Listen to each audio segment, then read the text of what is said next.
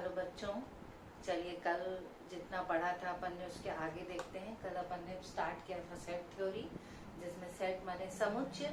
समुच्चय के विषय में हमने पढ़ा था। तो सबसे पहले परिभाषा देखी थी समुच्चय की। समुच्चय क्या है? वस्तुओं का सुपरिभाषित संग्रह। उसके बाद समुच्चय को निरूपण करने के दो प्रकार थे, रोस्टर विधि और समुच्चय निर्माण विधि, या उसको बोलते हैं सेट बिल्डर फॉर्म। तो इन दो प्रकार को अपन ने अध्ययन किया था कि रोस्टर में कैसे निरूपित करते हैं और समुच्चय निर्माण विधि में कैसे निरूपण करते हैं। उसके बाद अवयव का देखा था कि अगर वह जो सदस्य हो उसका अवयव है कि नहीं, तो उसके लिए चिन्ह अपन ने देखा था ई और एक ई क्रॉस, दो चीज देखी थी। अब आज अपन करेंगे समुच्चय के प्रकार। ठीक है, समुच्चय के प्रकार को देखेंगे। तो समुच्चय के बहुत सारे प्रकार हैं, जिनमें कुछ मैं आपको बता दे रही हूँ। तो सबसे पहले रिक्त समुच्चय। सबसे पहले रिक्त समुच्चय, देखिए नाम से ही क्लियर है। रिक्त समुच्चय मतलब रिक्त क्या होता है? खाली। खाली मतलब वहां पर कोई भी नहीं। तो रिक्त समुच्चय जो होता है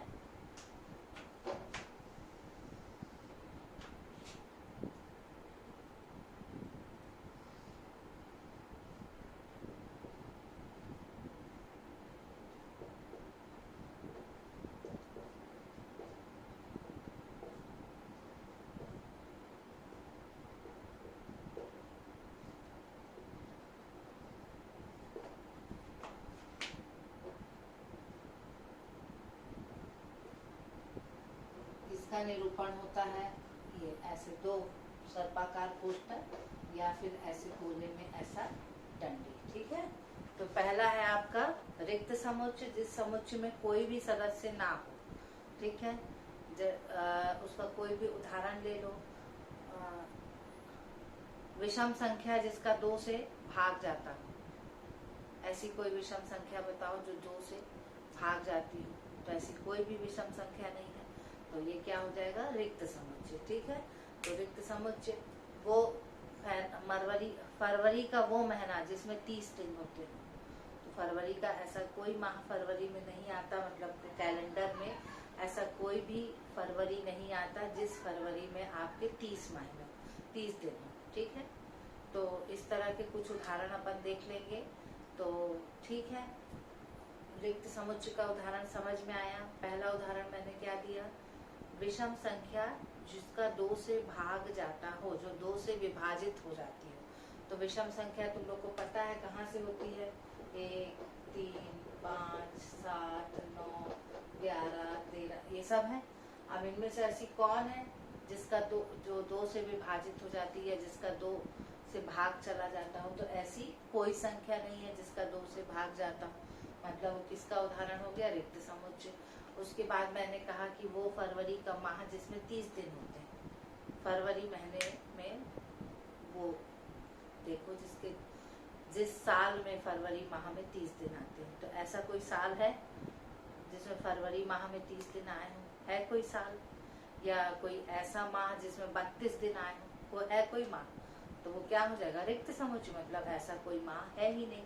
ऐसे कोई सप्ताह जिसमें 8 दिन आते हो? तो नहीं, क्योंकि सप्ताह में कितने दिन होते? 7 दिन होते।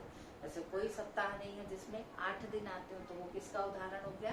रिक्त समुच्चय का। ठीक है, तो ये रिक्त समुच्चय का उदाहरण हो गया। उसके बाद दूसरा है परिमित और अपरिमित। क्या है? परिमित और अपरिमित। रिक्त समुच्चय को इंग्लिश में बोलते हैं एम्प्टी, EMPTY, एम्प्टी समुच्चय। फिर दूसरा है सीमित और असीमित, या परिमित और अपरिमित। परिमित मतलब जो सीमित हो, है ना। सीमित और असीमित भी इसको याद रख सकते हो। परिमित और अपरिमित भी, जो तुमको ठीक लगे, है ना। तो परिमित नाम से समझ में आ रहा है, सीमित है जिसका मतलब वो नहीं है, और अपरिमित मतलब असीमित। ठीक, तो परिमित को इंग्लिश में बोलते हैं फाइनाइट और अपरिमित को इंग्लिश में बोलते हैं इनफाइनाइट। ठीक है, तो परिमित नाम से क्लियर है कि जिसकी सीमा रेखा नियत हो, मतलब यहाँ से शुरू होगा और यहाँ पर खत्म होगा, जिसका शुरुआत भी पता हो और अंत भी पता हो, वो क्या हो गया? परिमित। और जिसकी शुरुआत तो पता हो पर अंत का अता पता नहीं हो, वो क्या हो गया? अपरिमित। तो अपरिमित का तो सबसे अच्छा उदाहरण है आपका प्राकृत संख्या का समुच्चय ले लो। शुरुआत तो कहाँ से होती? 1, पर जाती कहाँ तक है? अनंत तक। फिर और भी ले लो तुम, विषम संख्या, सम संख्या, परिमेय संख्या, ये सारे जो है, या पूर्ण संख्या, पूर्ण संख्या भी स्टार्ट कहाँ होती है, एक्सक्यूज मी, शून्य से, और कहाँ तक जाती है, अनंत तक। ठीक है, तो वो किसका उदाहरण होगा, अपरिमित का। ठीक, तो समुच्चय के प्रकार में पहला हो गया रिक्त समुच्चय, जिसको इंग्लिश में बोलते हैं एम्प्टी सेट। ये हो गया आपका परिमित समुच्चय, इसको अपन बोलते हैं फाइनाइट। इंग्लिश भी थोड़ा थोड़ा आप याद रखेंगे। तीसरा है अपरिमित। क्या है तीसरा, अपरिमित। ठीक है,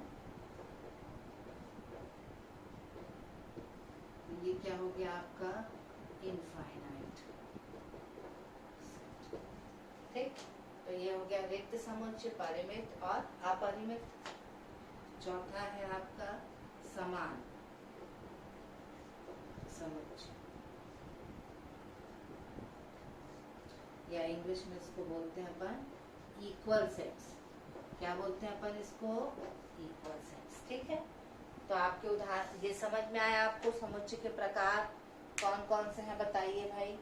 रिक्त समुच्चय है पहला। रिक्त समुच्चय में क्या है, जिसमें कोई भी सदस्य नहीं रहता, वो कहलाता है रिक्त समुच्चय। और रिक्त समुच्चय की एक विशेषता आप ये याद रखिएगा कि रिक्त समुच्चय हर समुच्चय का उप समुच्चय होता है। रिक्त समुच्चय हर समुच्चय का उप समुच्चय होता है। आगे अपन उप समुच्चय इसके बाद देखेंगे। उप समुच्चय क्या होता है, उप माने छोटा, तो समुच्चय का छोटा हिस्सा। एक बड़े समुच्चय को जब हम छोटे छोटे हिस्सों में तोड़ देते हैं तो वो हो जाता है उप समुच्चय। ठीक है, तो सारे जो उप समुच्चय होते हैं, तो रिक्त समुच्चय जो होता है वो हर समुच्चय का उप समुच्चय होता है। ठीक है, और दूसरा होता है जो इम्पोर्टेंट है, दो चीजें याद रखिएगा कि हर समुच्चय स्वयं का उप समुच्चय होता है। रिक्त समुच्चय भी हर समुच्चय का उप समुच्चय होता है, और हम हर समुच्चय स्वयं का उप समुच्चय होता है। ये याद रखना है दोनों चीज आपको। ठीक है, अब इसके बाद आपको वास्तविक संख्या तो पता है। वास्तविक संख्या क्या होती है, माइनस अनंत से प्लस अनंत तक होती है। उसमें सारी संख्याएं आती हैं आपकी, पूर्ण संख्या, पूर्णांक संख्या, परिमेय संख्या, अपरिमेय संख्या, और सारी संख्याएं जो किसमें आ जाती हैं, वास्तविक संख्या में। ठीक है, तो न वास्तविक संख्या का शुरुआत हमको पता होती, न वास्तविक संख्या का अंत, क्योंकि माइनस अनंत से कहाँ तक जाती है, प्लस अनंत तक। तो अगर हमको इसको बांधना हो, किसमें क्या करना हो, हमको बांधना हो, तो उसका अंतराल सेट करते हैं। क्या करते हैं, अंतराल। जैसे यहाँ से शुरू है और यहाँ पे खत्म, ऐसा हमको बताना है, तो उसको हम कहते हैं अंतराल। क्या कहते हैं, अंतराल। मतलब यहाँ से शुरू होगा और यहाँ पर खत्म होगा, यानी ये इतने अंतराल का होगा। आया, तो इसको हम थोड़ा सा देख लेंगे। ये समुच्चय के प्रकार आपको समझ में आ गए। अच्छा, उप समुच्चय देखिए, एक उदाहरण के माध्यम से आपको बता देती हूँ, समझ में आएगा। जैसे ये कोई समुच्चय है, ए है आपका 1 2 3। अब इसके छोटे छोटे कितने समुच्चय बनेंगे, देखो। एक तो एक बन जाएगा, फिर एक और दो, फिर 2 और 3, फिर 1 और 3, ये बनेगा। ठीक है, और एक 2 3 भी ले लेंगे, मगर फिलहाल ये लिखते हैं। ठीक, और ये भी बनेगा 2 और 3। और अभी मैं बताई थी कि रिक्त समुच्चय हर समुच्चय का उप समुच्चय होता है। तो उप समुच्चय क्या होता है, जब किसी भी समुच्चय का प्रत्येक अवयव किसी बड़े समुच्चय का हिस्सा हो। ठीक, मान लो अपन इसमें लेते हैं b इक्वल टू 1 और 2। ठीक, b इक्वल टू अपन ने क्या ले लिया, 1 और 2। तो अब ये 1 जो है वो a का मेंबर है ना, और 2 भी किसका मेंबर है, a का मेंबर है। तो जब b का प्रत्येक अवयव a में हो, जब b का प्रत्येक मेंबर a में हो, तब b को a का उप समुच्चय कहेंगे। क्या कहेंगे, b को a का उप समुच्चय कहेंगे। आया समझ में, क्लियर हुआ ये। जब b का हर मेंबर किस में हो, a में हो, तो b को हम a का उप समुच्चय कहेंगे। क्लियर हुआ। तो और इसको निरूपित करते हैं कि B is a subset of A। B is a subset of A। ये सबसेट का चिन्ह है। सबसेट मतलब उपसमुच्चय, ठीक है। तो ये याद रखिएगा, उपसमुच्चय को इंग्लिश में क्या बोलते हैं हम? सबसेट। ठीक, कहाँ लिख दूं? चलिए लिख देती हूँ ताकि आपको याद रहे। यहाँ अपन लिख देते हैं A बराबर 1, 2 और सबसेट का मतलब होता है उपसमुच्चय।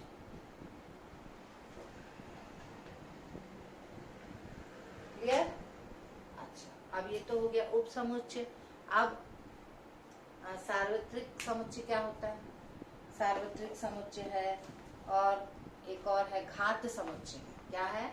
घात समुच्चय। अब उपसमुच्चय समझ गए, समुच्चय समझ गए, अब घात समुच्चय क्या होता है ये देखो। ठीक, इसी से लेंगे अपन।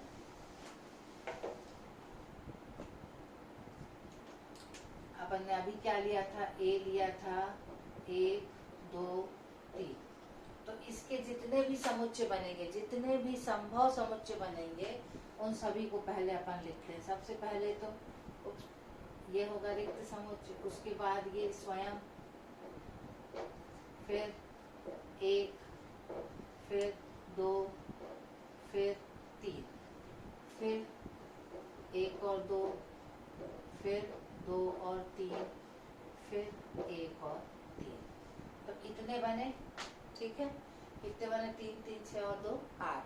तो इन सभी समुच्चयों का जो समुच्चय होता है, इन सभी समुच्चयों का समुच्चय क्या कहलाता है? घात समुच्चय। ठीक, सभी उप समुच्चयों का समुच्चय जो होता है वो क्या कहलाता है? घात समुच्चय। तो इसको निरूपित करते हैं P ऑफ A।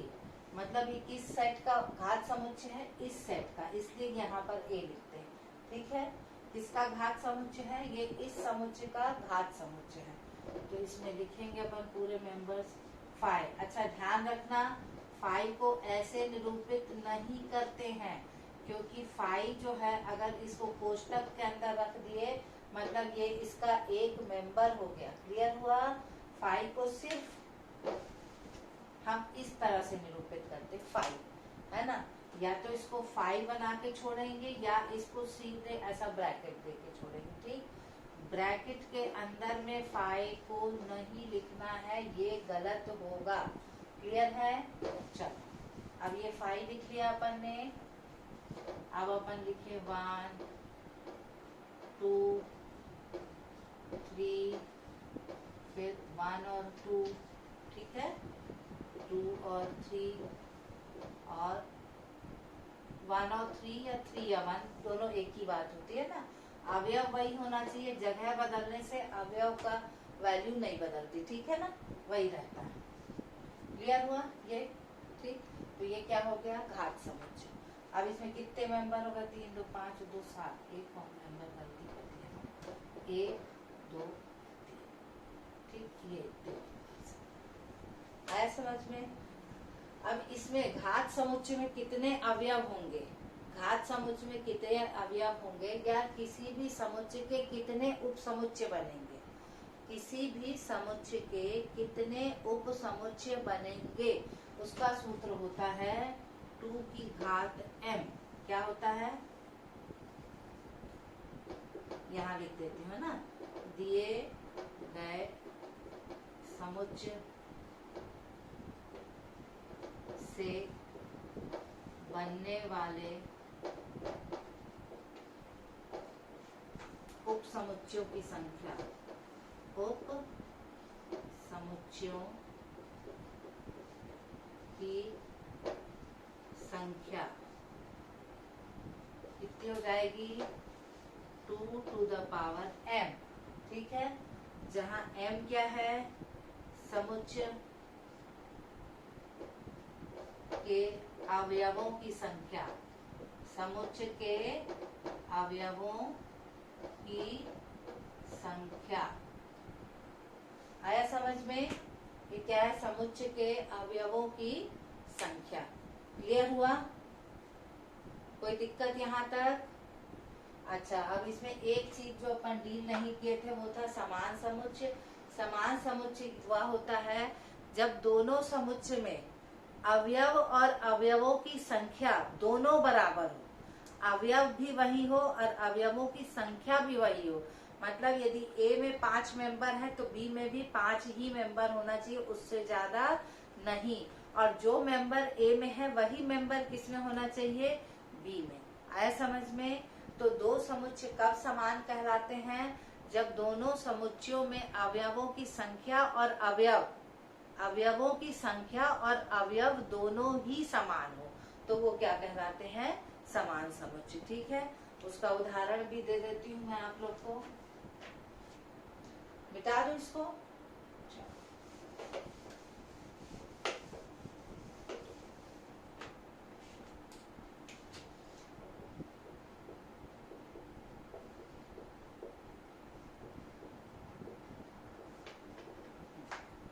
जैसे a बराबर है आपका 1 2 3 4 और b बराबर है आपका 4 3 2 1।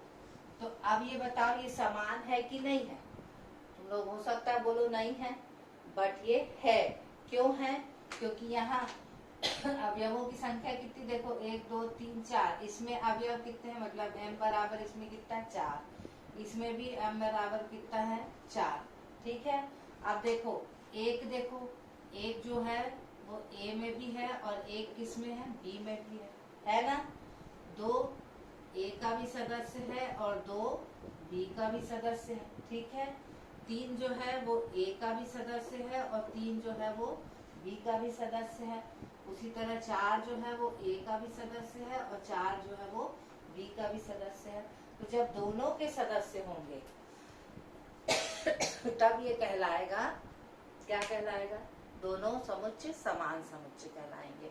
समान समुच्चय को इंग्लिश में अपन कहते हैं इक्वल सेट्स। ठीक है, अब इसी पे आधारित है आपकी 1.2 प्रश्नावली, जिसको आप करेंगे। ठीक है, फिर जो नहीं बनेगा वो मैं आपको बताऊंगी। तो चलिए अभी के लिए इतना ही, फिर अगली क्लास में फिर मिलते हैं अपन। तब तक के लिए टेक केयर।